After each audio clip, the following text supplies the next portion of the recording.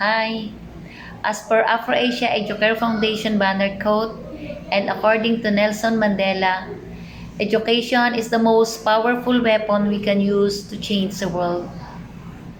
Being one of the recipient school of Afro-Asia Educare Foundation has been such a blessing.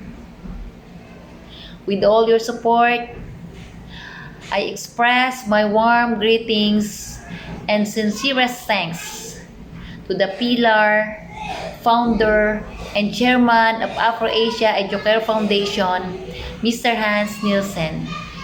Same as to the officers, members of the board, and sponsors. I know you work hard and sacrifice a lot just to give your support to the Filipino children, specifically to my dear LADMAS learners. Hats off to all of you. Rest assured that we will do our best in return to your good deeds.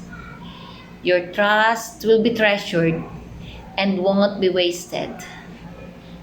This is Mrs. Amelia Maranan Bongkin, School Principal of Lucena Atienza Dating Ginoo Memorial School or LADMAS from Puerto Galera District, Division of Oriental Mindoro, Mimaropa Region, Philippines.